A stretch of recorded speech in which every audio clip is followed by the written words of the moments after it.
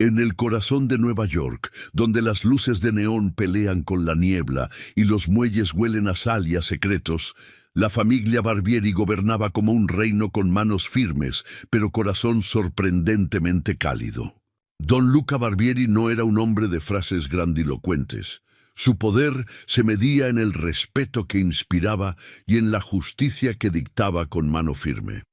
Había hecho fortuna legal e ilegal, había comprado fábricas y hoteles, pero había dejado claro desde el primer día, no toleraría la droga en su territorio. La orden no era capricho.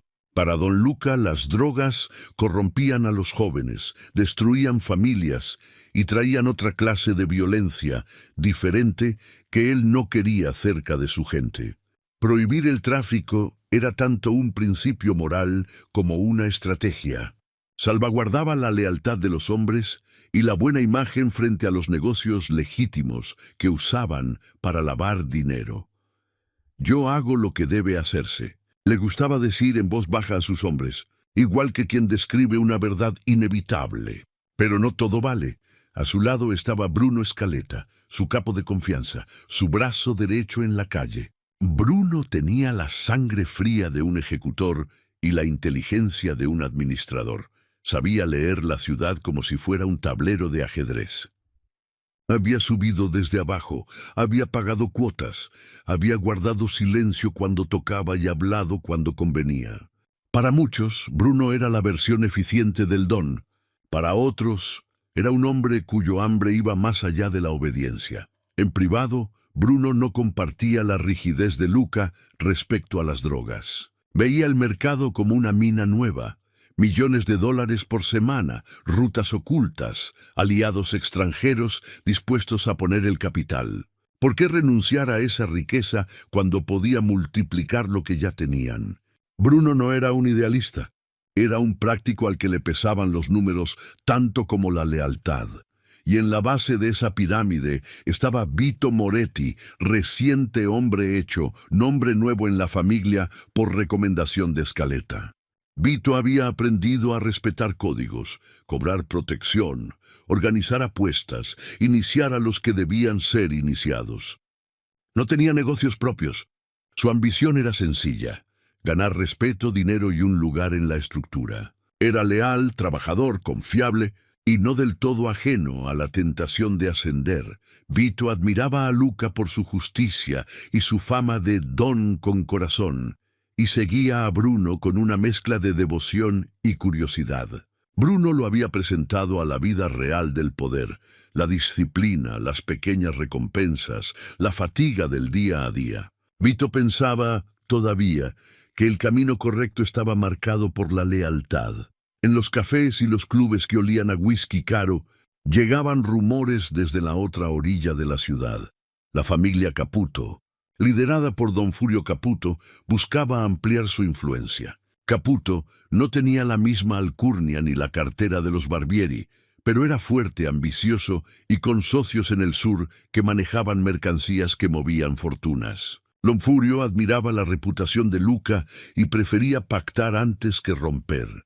Un día de lluvia, en un despacho sin ventanas, Bruno recibió la visita que cambiaría la calma tensa de la Barbieri. Un emisario de Caputo, con chaleco oscuro y maneras medidas, dejó caer una propuesta: rutas de contrabando desde puertos latinos, cargamentos de cocaína y heroína con ganancias que superaban todo lo que la familia había visto. Don Caputo ofrecía logística, cobertura y contactos. Pedía solo un socio en Nueva York que abriese el mercado.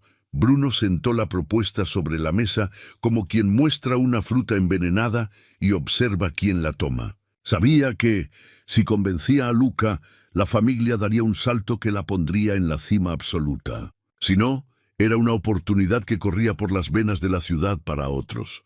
Bruno llevaba la oferta ante don Luca con una mezcla de nervio y estrategia. El don escuchó en silencio, las manos limpias sobre la mesa, los ojos como platos que no revelaban sorpresa ni juicio. Cuando Bruno terminó, el silencio se volvió un cuarto más en la habitación.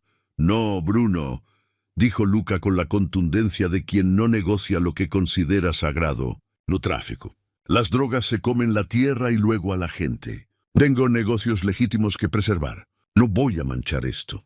La negativa fue un golpe que no derrumbó a Bruno, pero sí le dejó una herida abierta. Sabía que la obediencia era la ley, que decir más era peligroso. Sin embargo, en su interior, algo crujía. El dinero propuesto no era solo ganancia, era poder. Era la posibilidad de mover piezas sin pedir permiso. Esa misma noche, Bruno buscó al emisario de Caputo en una taberna diferente, lejos de las miradas. Habló en francés, en italiano, en susurros de hombre cansado de las reglas. Don Caputo escuchó con paciencia. Luego, con un gesto contenido, propuso algo que no se dice en las reuniones. Si Luca no ve la luz, habrá que ayudarlo a retirarse del tablero. El plan no se dijo con la crudeza de un guión. Se dijo como quien ofrece un remedio a una enfermedad antigua. Matar a un don no es acto de vanidad. En el mundo de las familias, un movimiento así requiere consenso, o al menos complicidad, y los Caputo ofrecían el aval necesario. Si la familia Barbieri cambiaba de liderazgo, la prohibición caería y el mercado sería de quien tuviera la audacia de tomarlo. Bruno volvió a casa esa madrugada con las manos frías. Hizo lo que muchos en su posición hacen. Miró fotografías antiguas de cuando Luca lo rescató de la calle. Recordó las palabras del don, las noches de vino compartido. Sentía culpa, pero también un ardor que no podía apagar. Vito, por su parte, no sospechaba aún de nada. Creía, con la lealtad de quien aún sueña, que el código seguiría siendo la brújula de su vida. Para él, la familia era un hogar. Para Bruno, la familia era una máquina que podía volverse más grande. Al amanecer, en un cuarto clausurado del viejo muelle, Bruno se reunió con don Caputo. Habló con frialdad medida, pero con la promesa de quien sabe arriesgar. Don Caputo besó la mesa como quien toma un juramento y dijo que, si Bruno podía ejecutar la tarea, si podía crear la escena que hiciera parecer la muerte de Luca algo inevitable, entonces la recompensa sería más que dinero. Sería la llave de un imperio. Bruno apretó la mano del italiano mayor. No hubo palabras de júbilo, solo un reconocimiento taciturno. En aquel apretón se rompió algo que tendría consecuencias en 1000 noches por venir. ¿Qué harías tú si tu don te prohibiera algo que podría convertirte en rey? ¿Respetarías la palabra o aceptarías la traición para alcanzar la cima? Y así quedó. La propuesta estaba en marcha, la ambición se había vestido de paciencia, y la ciudad empezaba a girar hacia un desenlace que nadie quería, y todos necesitaban evitar. Esa misma noche, Bruno buscó al emisario de Caputo en una taberna diferente, lejos de las miradas. Habló en francés, en italiano, en susurros de hombre cansado de las reglas. Don Caputo escuchó con paciencia. Luego, con un gesto contenido, propuso algo que no se dice en las reuniones. Si Luca no ve la luz, habrá que ayudarlo a retirarse del tablero. El plan no se dijo con la crudeza de un guión. Se dijo como quien ofrece un remedio a una enfermedad antigua. Matar a un don no es acto de vanidad. En el mundo de las familias, un movimiento así requiere consenso, o al menos complicidad, y los Caputo ofrecían el aval necesario. Si la familia Barbieri cambiaba de liderazgo, la prohibición caería y el mercado sería de quien tuviera la audacia de tomarlo. Bruno volvió a casa esa madrugada con las manos frías. Hizo lo que muchos en su posición hacen. Miró fotografías antiguas de cuando Luca lo rescató de la calle. Recordó las palabras del don, las noches de vino compartido. Sentía culpa, pero también un ardor que no podía apagar. Vito, por su parte, no sospechaba aún de nada. Creía, con la lealtad de quien aún sueña, que el código seguiría siendo la brújula de su vida. Para él, la familia era un hogar. Para Bruno, la familia era una máquina que podía volverse más grande. Al amanecer, en un cuarto clausurado del viejo muelle, Bruno se reunió con don Caputo. Habló con frialdad medida, pero con la promesa de quien sabe arriesgar. Don Caputo besó la mesa como quien toma un juramento y dijo que, si Bruno podía ejecutar la tarea, si podía crear la escena que hiciera parecer la muerte de Luca algo inevitable, entonces la recompensa sería más que dinero. Sería la llave de un imperio.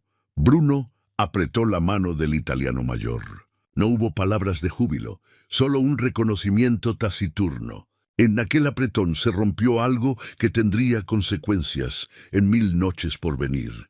¿Qué harías tú si tu don te prohibiera algo que podría convertirte en rey? ¿Respetarías la palabra o aceptarías la traición para alcanzar la cima? Y así quedó. La propuesta estaba en marcha, la ambición se había vestido de paciencia, y la ciudad empezaba a girar hacia un desenlace que nadie quería y todos necesitaban evitar. El amanecer sobre Nueva York traía un cielo gris, como si la ciudad presintiera la tormenta que se avecinaba. En la familia Barbieri todo parecía seguir igual, reuniones, negocios, recaudaciones. Pero bajo esa normalidad, Bruno Scaletta había empezado a tejer hilos invisibles que poco a poco iban formando una red de traición. El dilema de un capo Bruno repasaba una y otra vez la reunión con don Luca.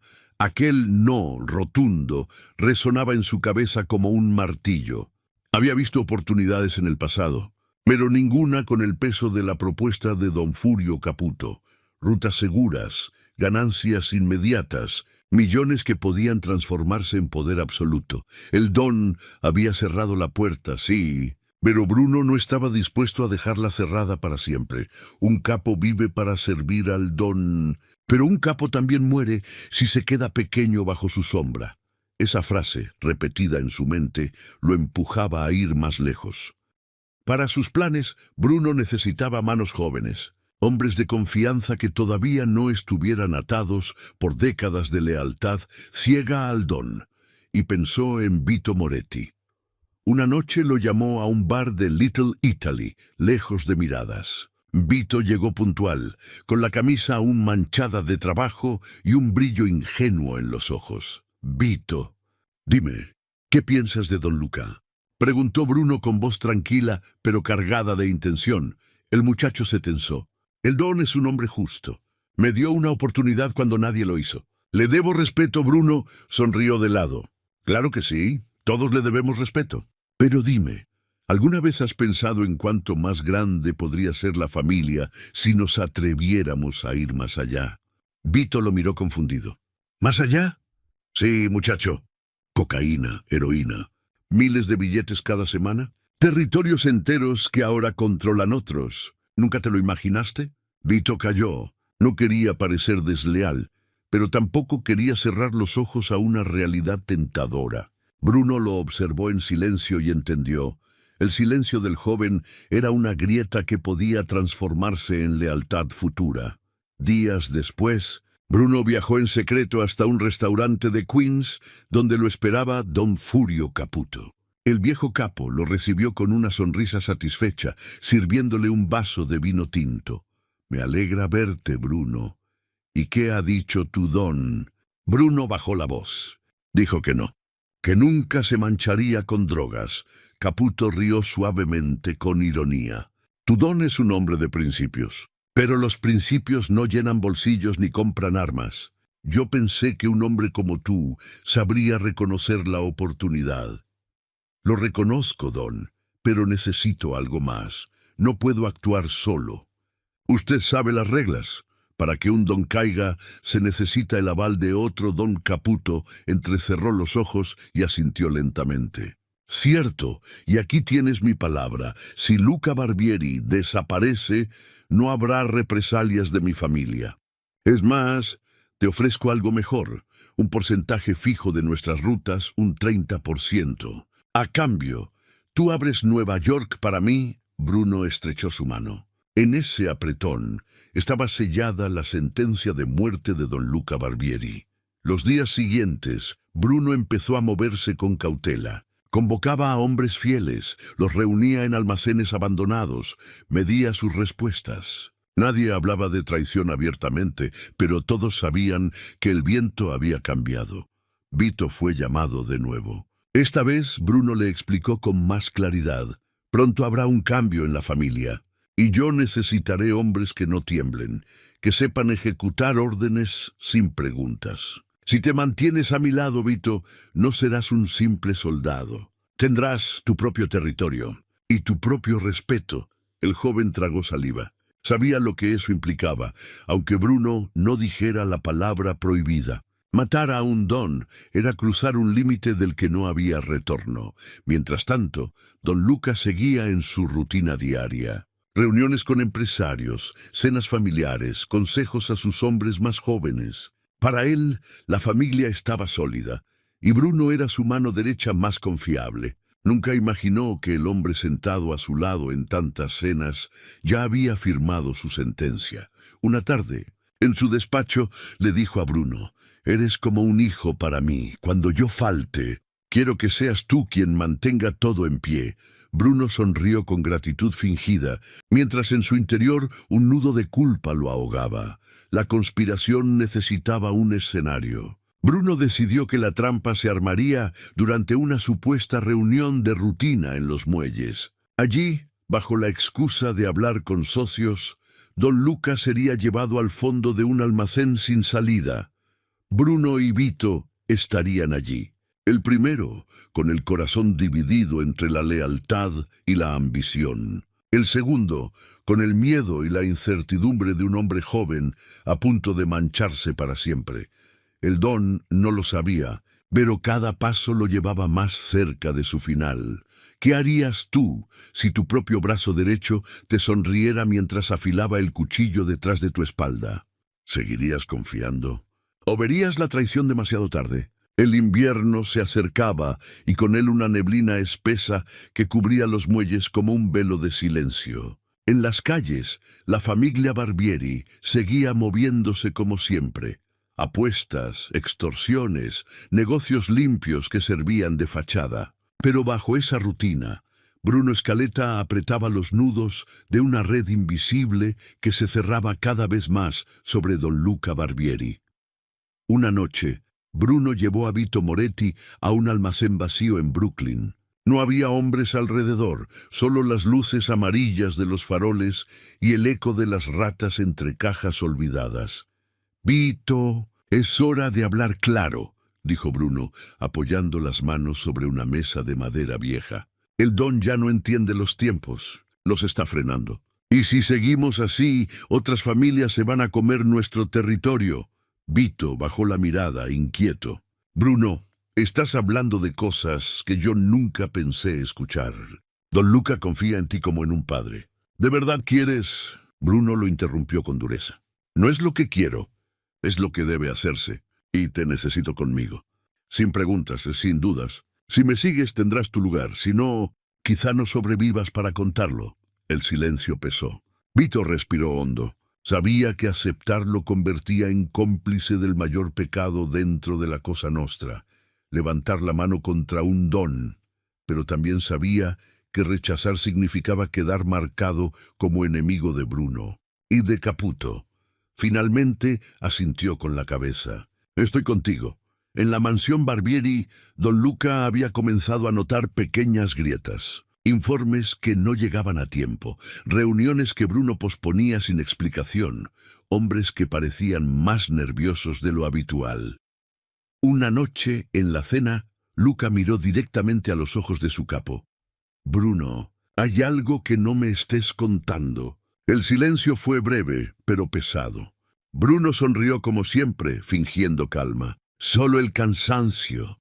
«Don, los negocios nunca duermen». Luca no insistió, pero en su corazón empezó a sentir lo que los viejos capos llaman el presentimiento del cuchillo. Esa sensación helada de que la traición se mueve cerca, demasiado cerca. Mientras tanto, en un club oscuro de Queens, don Furio Caputo recibía a Bruno con vino y risas discretas. «¿Y el muchacho, Vito?», preguntó Caputo con astucia. «Ya está de mi lado». Es joven, impresionable, pero sabe que su futuro depende de mí. Caputo asintió, satisfecho. Entonces todo está listo. Cuando un don debe morir, los hombres de confianza lo llevan al matadero como cordero. Y cuando caiga, recuerda el acuerdo. 30% para mi familia. Bruno bebió un sorbo de vino y no respondió. Sabía que esa cifra era alta, pero también sabía que sin el aval de Caputo, su plan sería suicidio. Para preparar la emboscada, Bruno comenzó a mover piezas con cuidado. Convenció a don Luca de que era necesario visitar los muelles para revisar un cargamento sospechoso. Argumentó que algunos comerciantes estaban jugando sucio, intentando evadir pagos, y que solo la presencia del don garantizaría disciplina. Luca aceptó, confiando en su mano derecha como siempre. Era la última trampa, disfrazada de rutina. Esa noche, antes de la reunión fatal, Vito apenas pudo dormir. Recordaba la primera vez que estrechó la mano de Luca, el respeto que le tenía como un padre. Pero también escuchaba en su cabeza las palabras de Bruno, sin preguntas, sin dudas.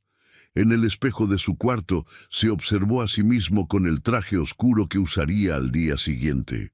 Por un instante se preguntó si la lealtad tenía precio y si su silencio sería algún día tan pesado como el plomo de una bala. Don Luca, sin saber la magnitud de lo que se tramaba, se levantó al amanecer con el mismo ritual de siempre. Un café fuerte, un vistazo a los periódicos, una llamada a su esposa para preguntarle por los nietos. Era un hombre de costumbres, de fe en que la disciplina mantenía la vida en orden. Al salir de la mansión, miró a Bruno y a Vito, que lo esperaban junto al coche. Sonrió con confianza, convencido de que estaba rodeado de sus hombres más leales. No sabía que esas mismas manos ya habían cavado su tumba. ¿Qué harías tú si la confianza te cegara frente al filo del cuchillo? ¿Verías la traición cuando ya fuera demasiado tarde? El cielo estaba cubierto de nubes bajas y el río Hudson arrastraba un viento helado que mordía la piel. En el muelle número 14, cajas de madera apiladas servían de escenografía para lo que muchos pensaban que sería una simple inspección de cargamento. Para don Luca Barbieri era una rutina más. Para Bruno Scaletta era la culminación de semanas de planes ocultos. El auto negro se detuvo frente al almacén. Don Luca bajó con paso firme, abrigado en su sobretodo gris, mientras ajustaba el sombrero sobre su cabeza. Vito Moretti abrió la puerta del coche y lo siguió de cerca, con el corazón latiendo tan fuerte que parecía que los irlandeses del otro lado del río podían escucharlo. Bruno caminaba a su lado con la misma calma de siempre. Nadie habría sospechado que bajo aquel rostro imperturbable un torbellino de culpa y ambición se debatía en silencio. ¿Dónde está el cargamento?, preguntó el don mirando alrededor. Al fondo del almacén, don. Queríamos que lo viera usted mismo, respondió Bruno. Entraron al almacén. El eco de sus pasos resonaba contra las paredes desnudas. Luca avanzó con lentitud, observando las sombras, los rincones. Había algo extraño. No había estibadores, no había ruido de cajas moviéndose, solo un silencio pesado. Se detuvo y giró hacia sus hombres. Bruno, ¿dónde están todos? Bruno no respondió. Su mirada fija, fría, revelaba lo que las palabras no podían. Vito bajó los ojos, incapaz de sostener la mirada del don. Fue en ese instante que Luca comprendió. Su instinto de viejo lobo le gritaba lo que su corazón no quería aceptar. Así que era esto. Don Luca dio unos pasos hacia adelante con la dignidad intacta. Dime, Bruno, ¿cuánto valen 30 años de lealtad? ¿Cuánto cuesta la mano que te levantó de la calle? Bruno apretó la mandíbula respirando hondo. No quería responder, pero sabía que el momento había llegado. Luca giró hacia Vito. ¿Y tú, muchacho? Te inicié en mi mesa, te hice hombre de honor. ¿Es así como devuelves el pan que te di? Vito tragó saliva. Una lágrima contenida brilló en sus ojos. Quiso hablar, pero las palabras murieron en su garganta. El don alzó los brazos, resignado. No esperaba gratitud eterna, pero sí respeto. ¿Y esto? Esto es traición. Bruno dio un paso adelante. Sus ojos se encontraron con los del don, y por un instante parecía que el tiempo se detenía. Con voz firme, sin elevarla, dijo las palabras que pasarían a la historia. No es nada personal, don. Son solo negocios. El eco de esa frase quedó flotando en el aire como una sentencia. Don Luca cerró los ojos por un momento. Suspiró con calma como quien acepta un destino inevitable. Entonces que tus negocios te acompañen, porque jamás tendrás mi bendición. El silencio fue roto por el sonido de un arma cargándose. Vito temblaba con la pistola en la mano, incapaz de apuntar. Bruno lo miró con severidad. Hazlo, muchacho. Demuestra que estás conmigo. Pero Vito no pudo. Bajó el arma lentamente con lágrimas corriendo por su rostro. Don Luca lo miró con ternura inesperada. No lo culpes, Bruno. El chico todavía tiene alma. Tú, en cambio, ya la vendiste. Bruno levantó su propia pistola. Por un instante, la mano le tembló. Recordó las cenas, los consejos, los años caminando detrás de aquel hombre que lo había hecho capo. Una lágrima cayó sobre su mejilla antes del disparo.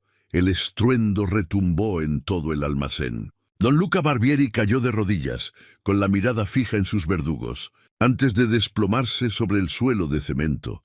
El eco del disparo aún vibraba, cuando Vito dejó escapar un sollozo ahogado. Bruno guardó el arma, respirando con dificultad. El silencio era absoluto, roto solo por el goteo del agua en el techo del almacén. ¿Qué harías tú si la lealtad a tu don chocara con la ambición de ser rey? ¿Podrías apretar el gatillo? ¿O tu alma se rompería antes del disparo? La noticia se esparció por Nueva York como pólvora encendida. Don Luca Barbieri había muerto. Nadie hablaba en voz alta de lo ocurrido en el muelle, pero todos sabían que aquello no había sido obra del destino ni de enemigos externos. Dentro de la familia, el silencio era la primera señal de aceptación. Lo que pasó, pasó. El don había caído, y un nuevo liderazgo se levantaba. El entierro de un rey y el funeral de don Luca fue majestuoso. Hombres de traje oscuro llenaron la iglesia. Mujeres vestidas de luto lloraban en silencio. Y las velas iluminaron el rostro sereno de un hombre que se había negado hasta el final a doblarse ante el veneno de la droga. Los sacerdotes hablaron de justicia y legado, pero en los pasillos los murmullos eran otros. ¿Quién será ahora el jefe? La respuesta era obvia. Bruno Escaleta, su mano derecha, el capo que siempre había estado a su lado, se alzó frente a todos, con la mirada firme y la voz grave. La familia no se rompe. Desde hoy yo cargaré con el peso que don Luca nos dejó. Y juro que ningún enemigo nos arrebatará lo que es nuestro. Los hombres asintieron en silencio. Nadie desafió la proclamación. En la Cosa Nostra, la muerte de un don siempre abre un vacío. Bruno había sido rápido en llenarlo. Días después, Bruno llamó a Vito Moretti a su despacho. El joven aún cargaba con la culpa de aquella noche, pero sabía que el silencio era lo único que lo mantenía con vida. Bruno lo miró como quien mide un arma antes de usarla.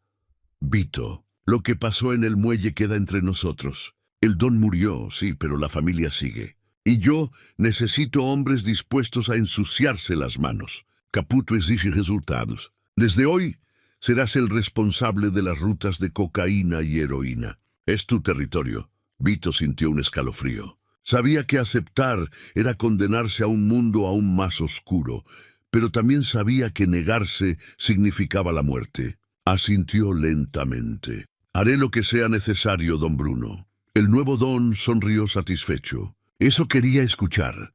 Pocos días después, Bruno se reunió con don Furio Caputo en un club privado. El viejo capo lo recibió con un gesto de satisfacción. Así que el viejo Barbieri ya no está. Brindemos, Bruno, brindemos por los nuevos tiempos. Chocaron las copas. Caputo no tardó en recordar el acuerdo. 30%. Ese fue el trato. Y quiero verlo llegar cada mes, sin retrasos. Bruno asintió con calma, aunque por dentro le ardía la humillación de compartir lo que ahora consideraba suyo. lo tendrás. Don Furio, palabra de un Barbieri Caputo, sonrió complacido. Sabía que había conseguido lo que siempre había querido, influencia sobre la familia más poderosa de Nueva York.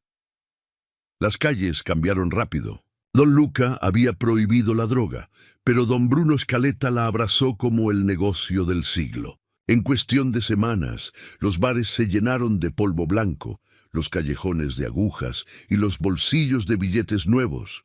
Los soldados celebraban, porque el dinero fluía como nunca. Los capos sonreían, porque el poder se multiplicaba. Pero los viejos, los que aún recordaban la voz firme de Luca diciendo «no todo vale», murmuraban con tristeza en las sombras. Vito se convirtió en el encargado directo del tráfico. Coordinaba cargamentos, sobornaba policías, negociaba con distribuidores. Su nombre empezó a circular en barrios donde antes nadie lo conocía, pero por las noches, cuando se miraba al espejo, recordaba los ojos de don Luca la última vez que lo había visto. Aquella mezcla de decepción y ternura lo perseguía como un fantasma. Sabía que el poder que tenía era fruto de una traición, y sabía que tarde o temprano ese precio lo alcanzaría. Bruno, sentado en el sillón que había pertenecido a don Luca, se convencía a sí mismo de que todo había sido necesario. «No es nada personal, son solo negocios», repetía como un mantra, pero en el fondo sabía que cada dólar que entraba estaba manchado con la sangre de un hombre que lo había considerado como a un hijo. ¿Qué harías tú si heredaras un trono construido sobre la traición? ¿Celebrarías el poder? ¿O temerías el eco de la sangre que lo sostiene? La ciudad nunca duerme, dicen de Nueva York, pero desde la caída de don Luca Barbieri, la ciudad soñaba distinto.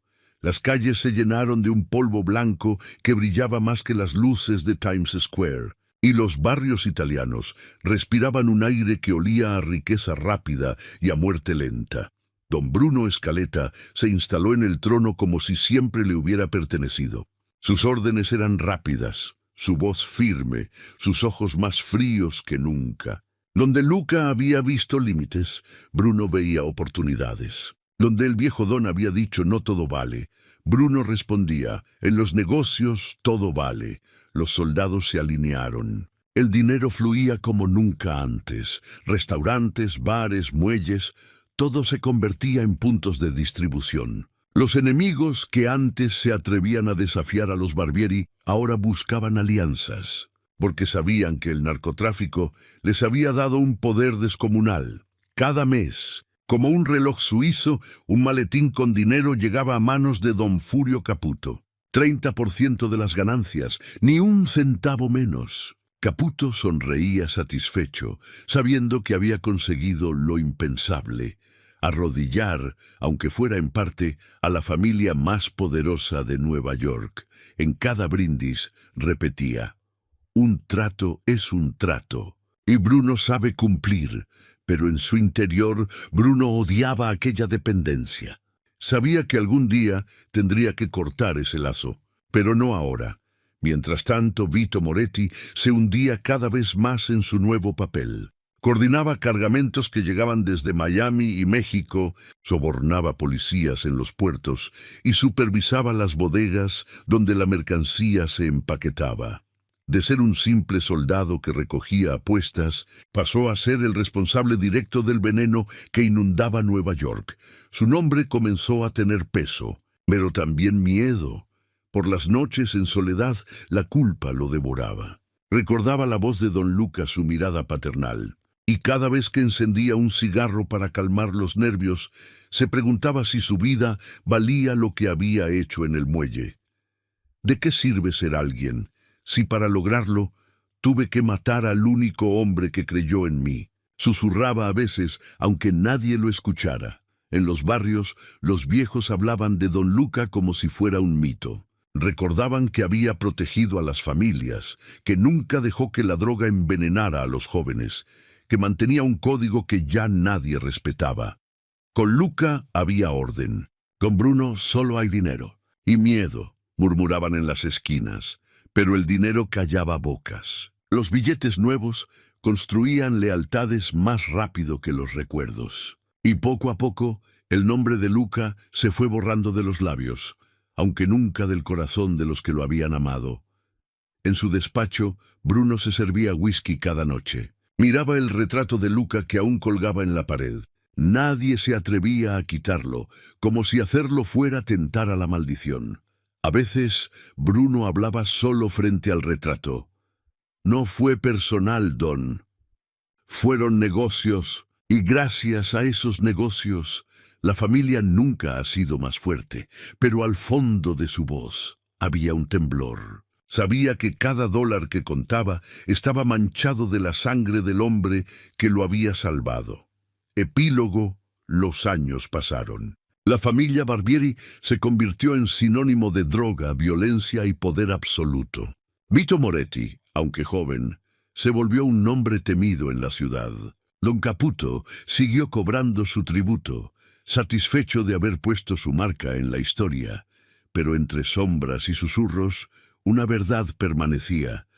Todo aquel imperio había nacido de una traición. Y en la Cosa Nostra las traiciones nunca se olvidan. ¿Qué habrías hecho tú? ¿Seguir el camino de la lealtad y morir pobre? ¿O mancharte las manos de sangre para vivir como un rey? En este mundo, la línea entre el honor y la ambición es tan delgada como el filo de una navaja.